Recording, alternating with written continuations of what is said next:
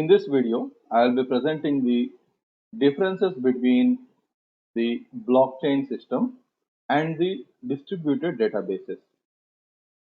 Like this databases, blockchain system will also store transactions that were happened in the system.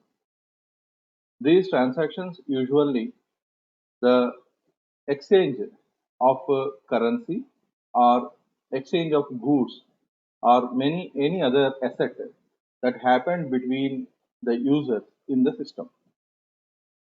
These transactions periodically will be recorded and placed in the unit called blocks, and these blocks are put together in a chained fashion, thereby a blockchain database will be formed. Now, in this video, I am going to explain the differences between the blockchain system, that is data storage in the blockchain system, and how the data storage will be happened in the distributed databases. The reason is in blockchain system, the blockchain network will work in a distributed way. So what is the difference between this distributed network of blockchain network and what in general the distributed database will store and will maintain various properties? So let us start. Before moving on to the topic of knowing the differences, first of all, I would like to recall or recap the taxonomy of blockchain systems, because we are going to compare the taxonomies of the blockchain network with the distributed databases. The taxonomy of blockchain systems are public blockchains, which are also called permissionless blockchains. That means in public blockchains, anyone can join the network at any time and also can leave the network at any time. So there is no proper way of authentication in the blockchain network, especially like public blockchain. It is open to the world, attracts many users and communities that are active on the network. Where in case of consortium blockchain, it is a mixture of public and private blockchain. So first, that is the reason I am going to discuss the private blockchain first. In the private blockchain, this is suitable for small communities where a single authority will be there who is responsible for committing the blocks or creating the blocks and allowing the users to participate in the system. So it is better for, or it is mostly useful for small communities. Many companies are developing frameworks for its efficiency and auditability. Example of the private blockchain is IBM Hyperledger. The consortium blockchain is one which is a mixture of public blockchain and private blockchain. So that is the reason the main theme or the main focus of differences to be discussed in this video is between the distributed databases, public blockchains, and private blockchain. Recall, in public blockchain, anyone can join at any time. In private blockchain, a central authority will be there who is responsible for providing the authentication to the users and committing the blocks or creation of the blocks and adding these blocks into the blockchain. So like public blockchain, it is not possible in private blockchain to join the network at any time or to leave the network at any time. So this is what the main difference between the public blockchain and private blockchain. Now we'll see the differences between the distributed databases, public and private blockchains. Here is the differences between the distributed databases and blockchain, which are tabulated like this. The first column represents the property, second column represents the distributed database, third and fourth column respectively represents the public and private blockchain. The first property is the see in the distributed databases and in the private blockchain, any user must have the authentication process.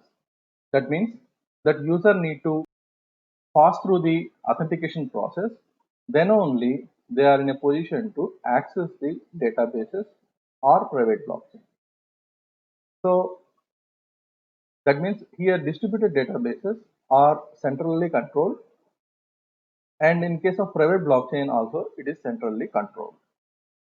Here whenever you insert any data, that is called append only. That is the insertion of the transaction or data or any sort of message or material. That means this will be uh, appended only. That means immutable is the property that we are going to check. Immutable in the sense once you insert the data into the system, that data cannot be changed in future.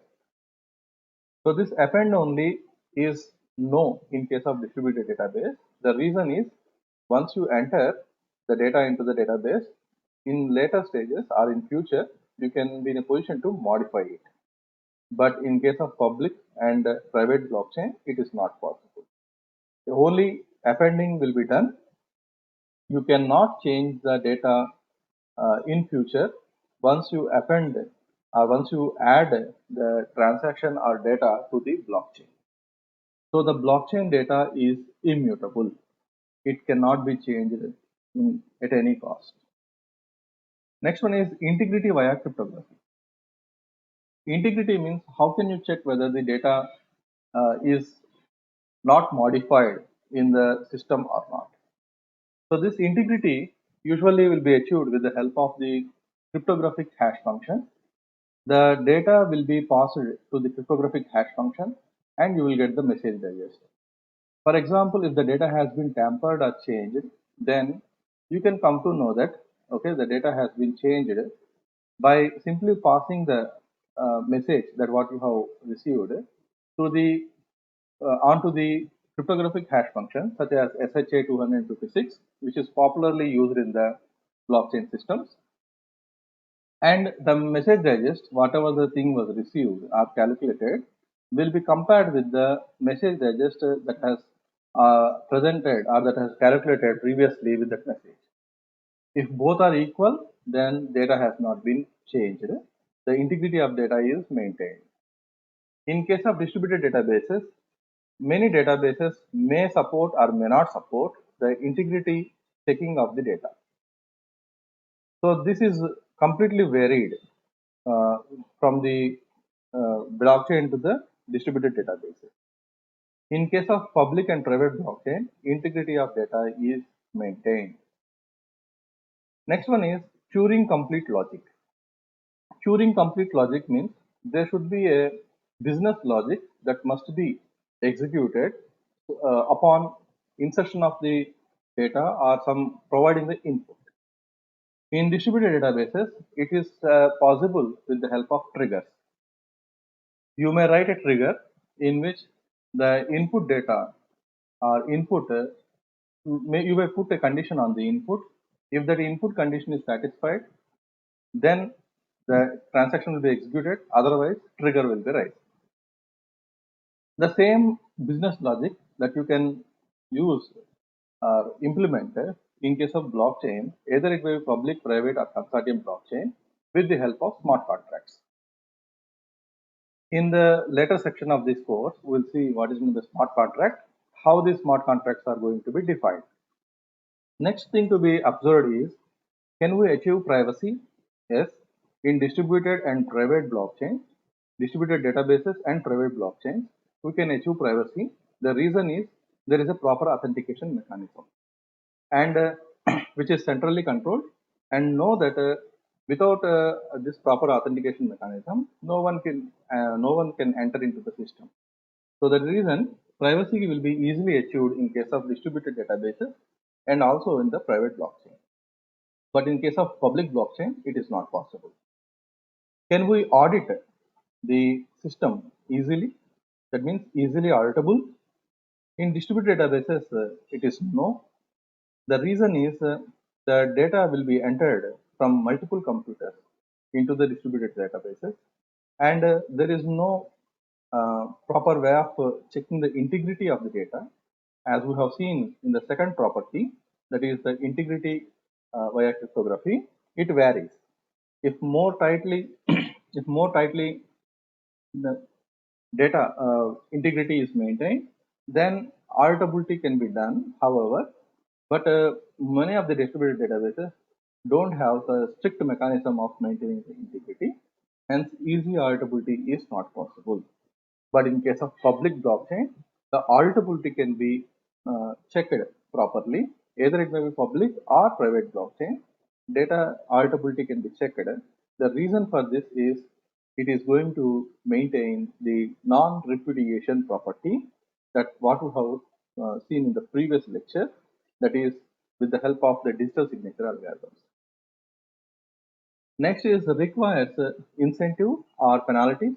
That means if something was happened success, if something success was happened, do you need to provide some incentives, or if something was wrong was happened, will you go for awarding with some or giving some penalties? This is the property that needs to be checked.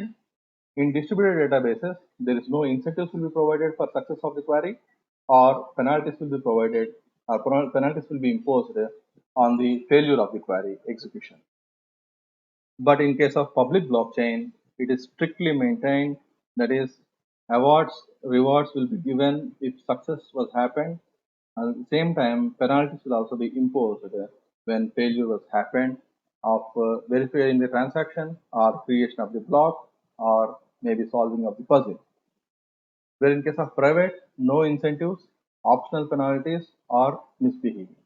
Because it was centrally controlled by a single authority or two or three authorities, they can decide themselves that whether to expel that user from the system or to maintain him by giving warnings. Next is require consensus. In the distributed databases in the blockchain, consensus is mandatory.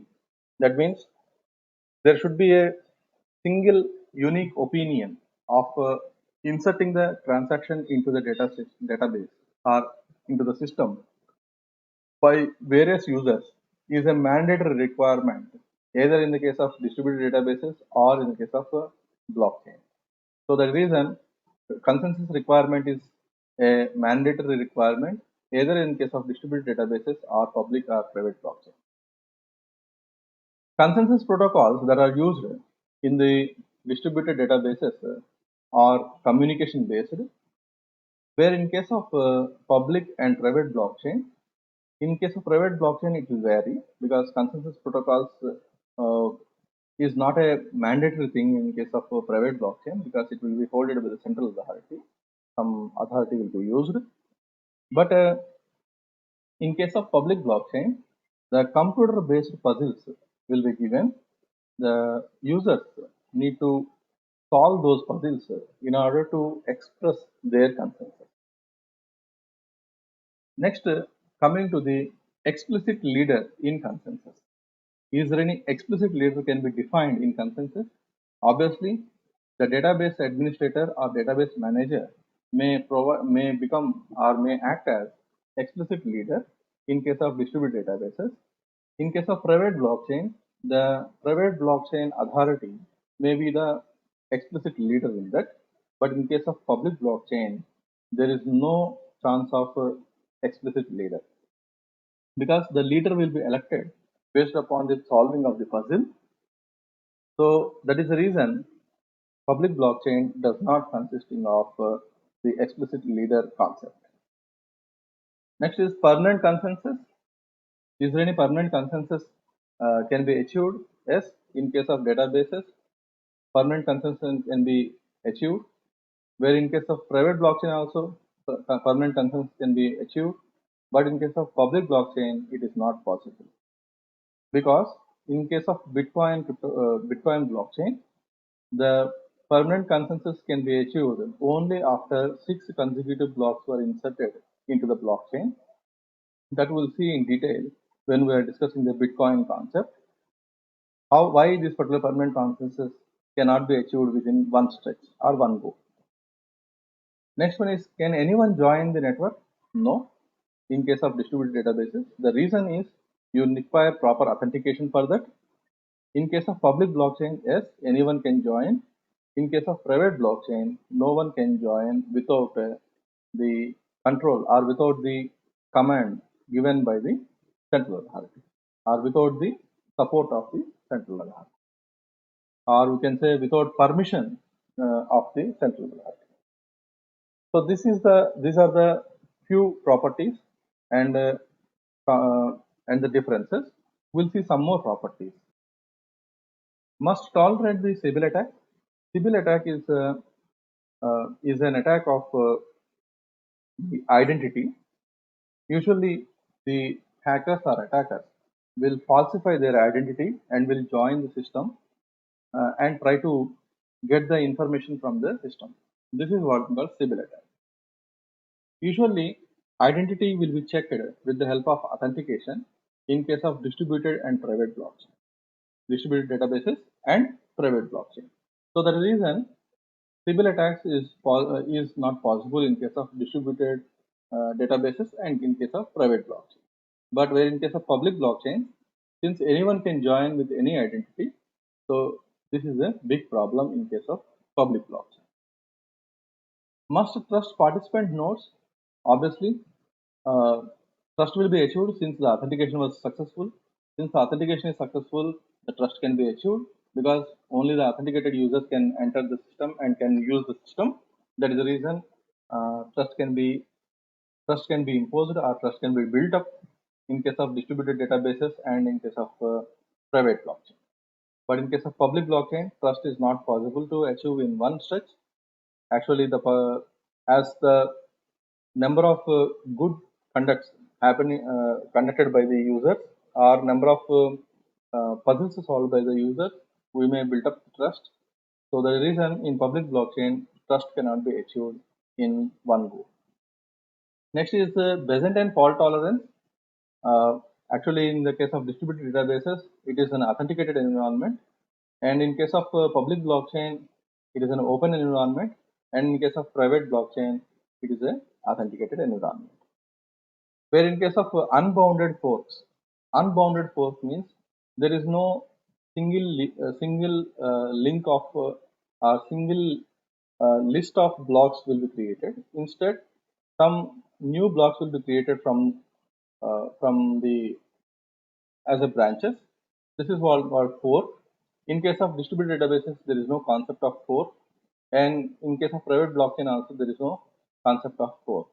That means if in case of public blockchain there are concept of forks, the reason is at a single time two or more users may solve the puzzle. That means at the same time there is a chance of solving the puzzle by two or more users at the same time. In such cases, these two users or three users who solve the puzzle and successfully verified that he has solved the puzzle can generate a block or create a block and insert into the blockchain. In such cases, which block to be considered, thereby which blocks to be considered is a serious problem. Thereby, it will form the fork. That means it will form a child branch from the original way of list or original list of blocks. So this is what the public blockchain in which the forks are possible. Next one is this force concept we'll discuss when we are going to see the concept of mining in case of Bitcoin cryptocurrency in the later lectures. Next is the scalability and throughput. The scalability means how lengthy or how far you can extend the system, and throughput in the sense how many transactions uh, that you can process at a time. So distributed databases scalability is very high, and throughput is also very high. In case of public blockchain, scalability is very low. The reason is you cannot, if as you scale the number of users, if as the number of users join into the system, the trust will be decreased, and you should also have the chance of many Sybil attacks. And throughput means number of transactions that are confirmed and inserted into a block is counted as throughput. This throughput is very low in case of public blockchains because of the tough puzzles and inability to solve these puzzles on the existing hardware. Because of all these reasons, this scalability and throughput is very low in case of public blockchain. And cost of participation, there is no much cost of participation in case of distributed databases and private blockchain because there is no award and reward or there is no penalties, nothing in case of both the things. But in case of public blockchain, cost of participation is very high because the public blockchains will give the hardware based puzzles, which is a very crucial and time consuming mechanism of solving the puzzles. Not only time consuming but also require a lot of hardware resource. So the reason cost of participation is very high in case of public blockchain. So these are the various properties and the differences of the distributed databases and the public and private blockchains. This particular content I have received or I have taken from the recent research paper, survey paper, uh, Four Concepts, Challenges and Future Directions in Blockchain, a centralized tutorial, which was published in ACM Computing Surveys, Volume 53, Number 1, Article 9. Publication date is February 2020. The same reference I have provided in the description section of this video. So anyone who are having the ACM subscription can download this and can read this article for more details. So we'll meet with the another concept in the next video.